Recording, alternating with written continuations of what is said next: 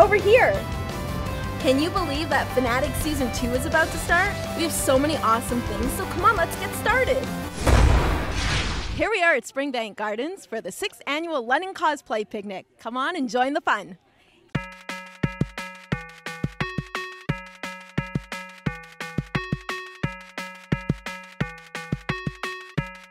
So what we're doing this year is we're running a cosplay picnic. It's the 6th year that we've run. I've been around since the beginning, so I kind of feel a little old saying that now.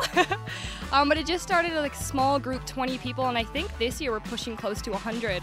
So it's grown quite a bit, and it's morphed from anime into pretty much every side of geekery. We used to have a very small group of all the same age, so I would say we started probably 16 to 23, and now we have kids as young as, I think the youngest we had was like 18 months old, all the way up. So we've had a little bit of everything, which is really nice. What type of things do you do?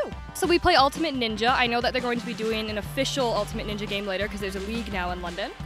We also run the scavenger hunt, which is a fave, which is what they're doing currently right now behind me if you see anyone. We're running like crazy, which is basically they're going to take photos of various things that we put on a list, and then they have to show it to us after the fact to win prizes. Who came up with this idea? I did, because Toronto used to run an event every year. I guess now they have 6 or 7 events every year, and I decided, why doesn't London have one? We're big enough, we have enough people, and there's lots of geeks here. Can anybody come to this event? Absolutely anyone. We have people just walk by and they come in and they join us for fun. They don't even know what cosplay is.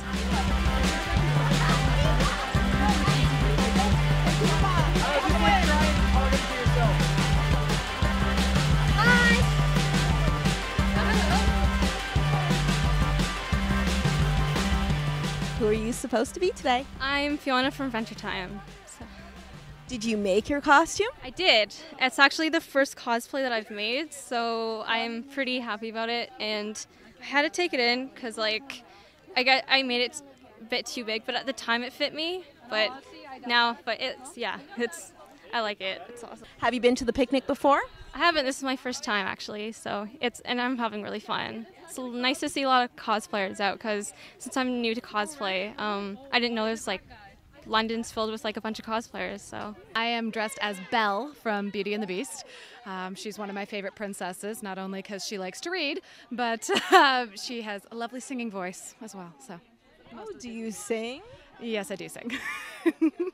And did you make your costume? I did, yes. This is actually one of my first really big sewing projects, so I was very pleased with how it turned out for the dress. The dress, the apron, the hair bow, they were all sewn. And the collar on the blouse. It was a store-bought blouse that I adapted the collar, so.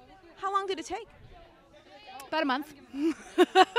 I had to redo the bodice about 3 different times to make it actually work the way I wanted, so. Have you been to this picnic before? Yes, this is my 2nd year coming to the picnic here. It's a lot of fun. I mean, everybody gets to do fun horsing around things. I love the scavenger hunt that they do. It's just hilarious watching people just run at a dog or whatever. And you get some really fun pictures. You get to meet everybody as well, which is great. I'm playing Thor in Oakenshield. This is a costume I've had for about 1.5 years now, and it's probably my best one so far, so I just wear it everywhere that I can. Tell us from where this character can be found. This particular outfit is from the first Hobbit movie. It's the outfit he wears for most of that movie. He loses it in the 2nd movie, so he's got a different one after that. So I've got military boots that I decorated, and these are winter coats that have been altered, but other than that, we made the armor, we made the gauntlets. The sword was from scratch as well. I'm Mabel Pines. I'm 12-year-old, and I eat glitter for breakfast. I'm Deborah Pines, and I have to stick up a fist. Tell us what you think about it. I like it. I'll come back again next year. Yeah. Who's your character supposed to be? Jane. From Firefly and Serenity. Someone helped you with your costume? Yes. You? Yes. Yes. Why this character? Because it's a really good show. I laugh at it, and he loves his guns, so. No gun, no. No. But she has a fiery attitude sometimes.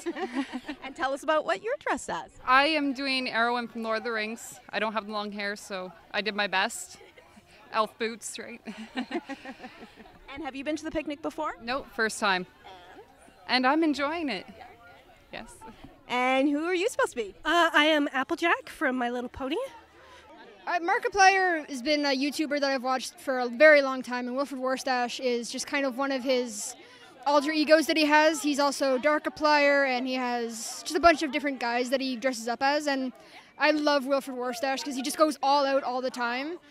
And that's a pink mustache. You can't go wrong with a pink mustache. Yeah, we used acrylic paint. We also used hairspray and watered down red paint in a squirt bottle. And she also made these really cool props, which is our ray guns, out of cardboard, paint, and some finisher gloss on it too. Yeah. I'm an original character from Star Wars. I'm a Twi'lek Sith. I made it to Bards and I did the belt and everything, but this outfit I got from a friend for like $5. And the headpiece? They were made for me from someone in Hollywood, California. Is this the first time you've been to this picnic? It's the second time. I skipped last year, but I went 2 years ago and I was Kakashi. I'm Morpheus, or otherwise known as Dream, from the Sandman comic series by Neil Gaiman. I thrifted my costume from various different places. I'm not so good at making stuff yet. I'm still relatively new at this, so this is my first time actually. I've been going for 3 years now, so this is my 3rd year. And are you enjoying it? Always. I always enjoy it every year. If anything, I recommend this for anybody, even if you're not in costume. This is just so much fun. And what about you? It's my first year. She told me about the anime group, Forest City, and I've been going to some of the group meetings, and she told me about the picnic, and I was like, well, I love picnics, and who does picnics anymore, really? So I was really excited, and I'm loving it. Very social, isn't it? Yeah, I would say so. And like, there is not people in costumes, so it is for everyone, I would say. And have you been to this before? I have. I went to the second one. And I went to the third one. This is my first one since, but every time I come, I almost always have fun. I don't think I've ever actually had a time where I've left being disappointed, so.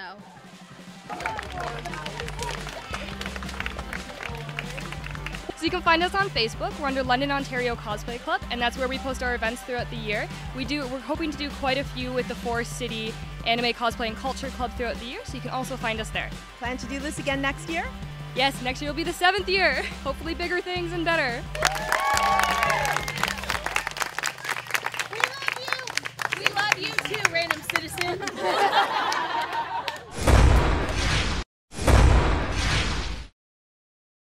If I were a canon, I'd be blown away by the Oxford Renaissance Festival.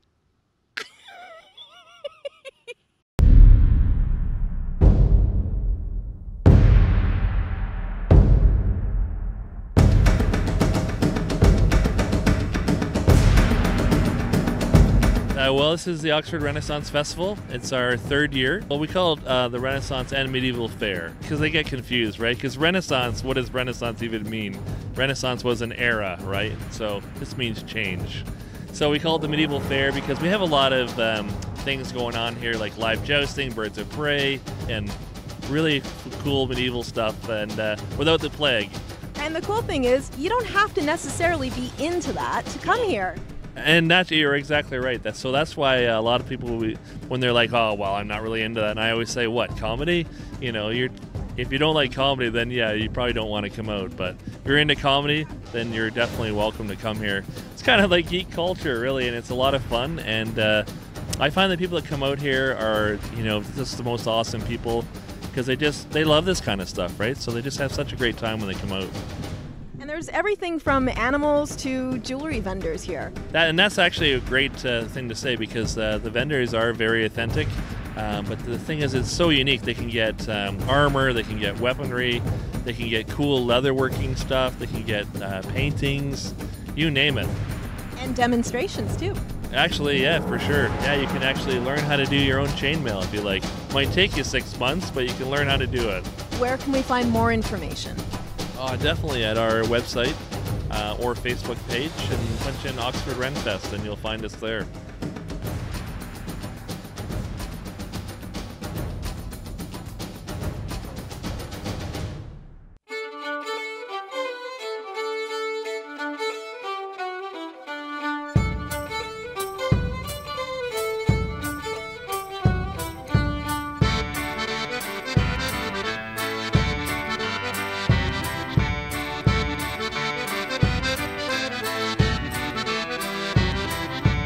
We're located downtown Woodstock, been open now for 18 years. We carry the dragons and the fairies and blades. We always tend to say we love to shop, so when we go to the shows, we get a little carried away. Who's your clientele then? People of all different ages. They come from everywhere, actually. We sell to little kids that have collections, as well all the way up into their 80s and 90s that collect. They literally come for everything. Our fairies are very, very popular. Each one is unique. Some of them have names. We're located at 512 Dundas Street in Woodstock on the same block as Bank of Montreal. Our company is called Ring Crafts, and we make handmade chainmail jewelry and armor, which is what chainmail originally was, made up out of links of metal rings. And then we ended up branching out into jewelry because that's more available for everyday, both cost and practicality. How did you learn how to do this type of artwork? He taught me everything. He taught me the weaves that he knew, and then there were a few weaves that he was like, oh yeah, that exists, but I don't like it, so now I make those weaves instead. Is there a big audience for your type of artwork? There is, because of all the geeks, like ourselves. A lot of people really like it because it's unique, even if they're not like, oh, I know what that is. It's like, wow, this is really unique stuff. The unique people and the nerds, we all could have come together. Where do they find you? They can find us at our website, www.ringcrafts.com. Email us on there as well.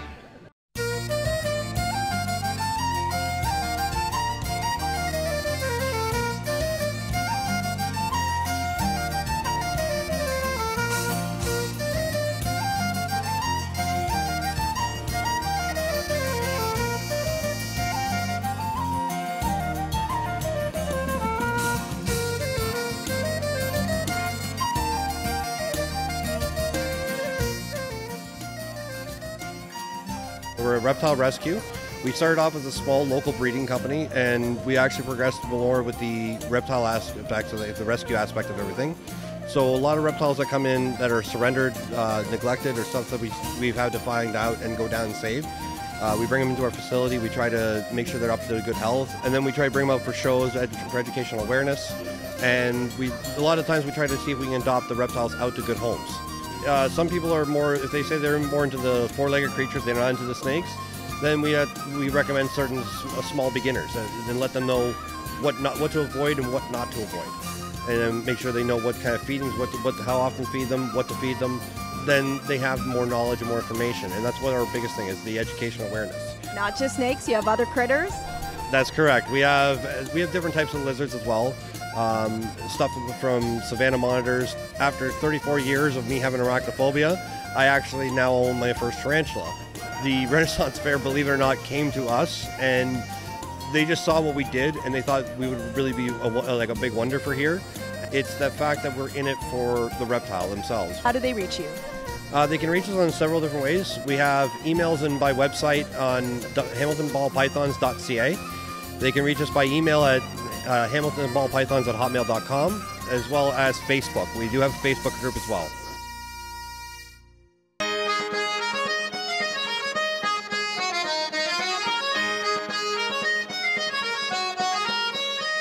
Tell us a little bit about what you do. Jousting.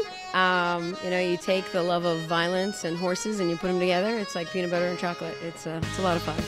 We partner with a horse, train them up, get them to love the sound of armor, teach them that it's okay to attack, as long they're not hurting another horse. It's pretty amazing to take an animal who is usually the prey and turn them into the predator.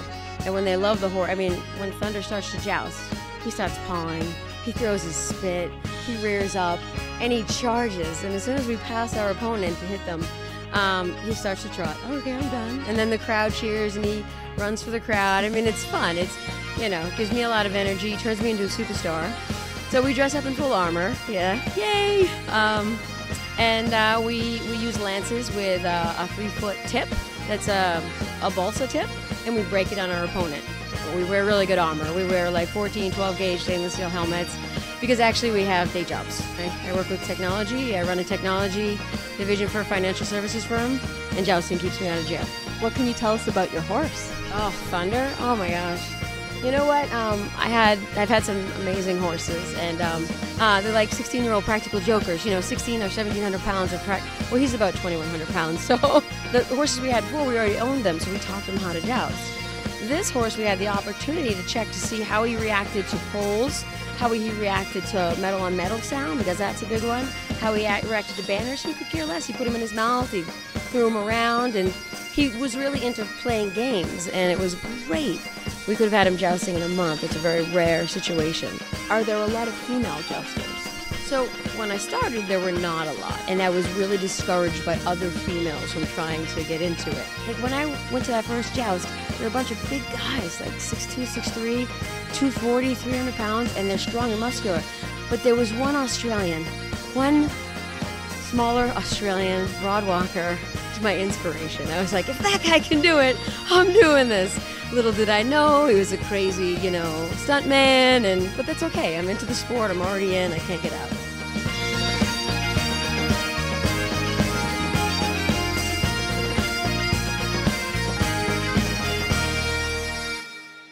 You're watching FANatics.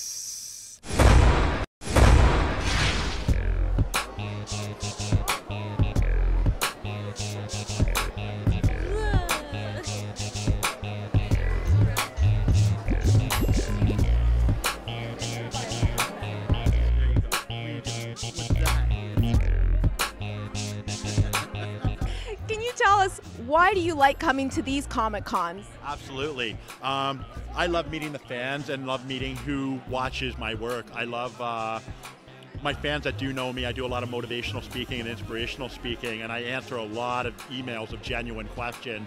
So getting to meet the fans that actually write me with genuine questions that I take the time to answer is a big, big deal. And also, you guys are who I work for. Not the network, not the director. You guys are who are in charge of if our show is going to go on or not. So you guys are who we work for, and it's nice to give back and give them a little piece of who I am. You're going to take your time once a week or whatever it is to watch what I'm filming. I'm going to give you that time, shake your hand, and give you a little piece of Rob Archer and know who's behind whatever costume or character that I'm playing. So I love meeting the fans. I love meeting some of the other celebrities and comic book illustrators that are here. It's a lot of fun. And if all else fails, there's so many cool toys here to spend my money on. So, and Dinky's just taken over here. He's but working with Adam, Sean Bean, Alan Covert, Kevin James, and of course Christopher Columbus. Like, wow, it was unreal. And I remember when my agent sent me the audition, and didn't say too much, and then I saw Happy Madison Production at the bottom. I'm like, are you shitting me? Beep. Got him on Rogers. And so anyways, I had to figure out what I was going to do different, because I know there was easily over 500 people that auditioned for my role, and I had to do something different, because when there's that many people, I look different, but I got to be different here. And so I went in, I did my slate. Slate is when you go in and you tell your height, your weight, and what agency you're from. And I really wanted to catch their attention, because they're going to be going through like 500 that day, next. So I come in and I'm like, hi, I'm Rob Archer, I'm 6'6", and I represent the George Agency. I'm a Leo, I like long walks on the beach, holding hands in big fuzzy sweaters. And that's what I did for my slate, and boom, I ended up landing the role.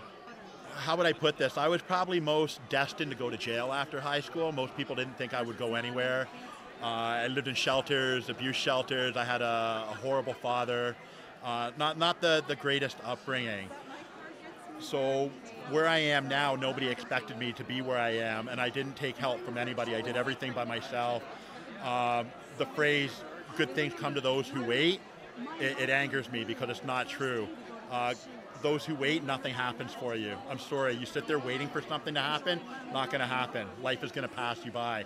Good things come to those who get up and fight for it, and those who know and embrace that failure as a part of success. You will never get to the top if you don't fail. All the great people in the world have failed. They've been told they're nothing. They've been kicked out, shut down, and I have all the way through, and I'm still here. At the end of the day, I'm just Rob Archer. That's all. I'm just plain old Rob. But I'm the guy that didn't give up and didn't let anybody tell me that I wouldn't be nothing. So with my motivational speaking, as well as I already answered about with the emails and whatnot, I love taking the time for people that have genuine stuff and teaching them how to look at a problem, how to look at a situation. Most people, when they have a situation, they only look at 5 or 10%. of the radius. Every problem or situation is a 365-degree radius, or 360 degrees. How big's a circle? 360, 365? I don't know, I haven't skateboarded in a long time. So anyway, but I teach them to look at the other side, look at from all angles rather than that blinders with the 5-10%. If that doesn't work, breaking it down into steps of 3, 4, 5, and just not everything is so overwhelming. Take a deep breath, break it down. Tell me something that you like to do that has nothing to do with work, just something that you're passionate about. I love my training. You know, that's being in the gym is my stress relief, but it's also, it is included with my work. It incorporates everything. I go into the gym, I have my hat pulled down, my headphones on, and I'm there to do something. I'm turning 40 next month, and I'm in the best shape of my life. You know, like I keep getting better as I get older, and I love challenging myself. So I guess my personal hobby is me as well. How superficial is that?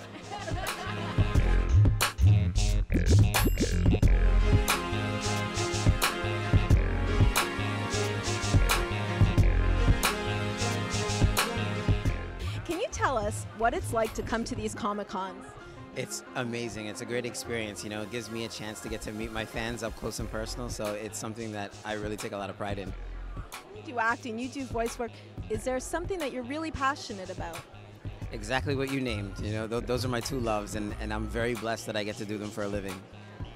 Future projects that you have coming up? I'm actually working on a film with my good friend, Jeff Parazzo. He's here as well, the White Ranger, and it's a horror film. I can't talk too much about it, but you can look for that hopefully at the end of this year, maybe next year. And I just finished doing a TV show called Looped, so you can look out for that at the end of the year too. You have fans of all different ages too that come here, right? What's the feeling? It's great, you know, it's great to do what you love and have people appreciate it, you know, so it's a great feeling.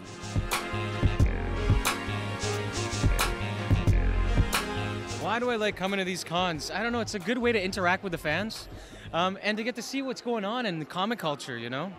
Yeah. And you have all different ages are coming out to see you. They recognize you. It's absolutely insane. Who would have thought after all these years that they'd still recognize and appreciate the stuff you've done? Yeah, it makes you feel all warm inside, you know? Tell us about some future projects you have coming up. Future projects. Okay, well, right now we're in post-production. I'm not. I already finished my work. A movie coming out. It's an indie feature called The Waiting Room. That should be out, I would say, early 2016. Outside of that, I just finished second drafts with me, Kevin Duhaney, and our writing partner on a new convention horror film that's coming out, and we're supposed to be going to tape with that summer of 2016, spring, summer of 2016. That's what we're targeting right now. That'll be fun for everybody in the convention world. So I hope. But not for kids. For everyone. Horror movie? Horror movie, yeah. Kids of a certain age. Okay. Yeah. Big kids. Big kids, yeah. And you just love coming out and speaking with your fans? You know, I do. I never thought about doing this stuff for so long, and March 2014 was the first one I did, and I had no idea the effect that I had on people. Not just me, but like everyone involved, you know, and it's really touching. I feel nothing but gratitude, and it just got me excited to come out to more, and especially with Toronto being my hometown, there's no reason not to get out to these events, especially the ones in Ontario, you know.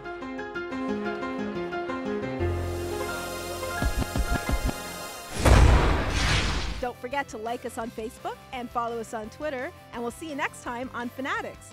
Thanks for watching. Hey, over here. Can you believe it's... Hey. Wait. Hey. Wait. Okay, now. Hey. Oh, no, wait, that was before. And we'll see you next time on FANatics. Thanks for watching. I didn't point at the tank. That was good. I did that all in one take. You did it in one take. You look so different in person, Dinky. Look at his tail going. I'm so happy. His tail's going. He's loving it. That's like his signature pose. Oh, yeah, I did. Right? Front page, baby.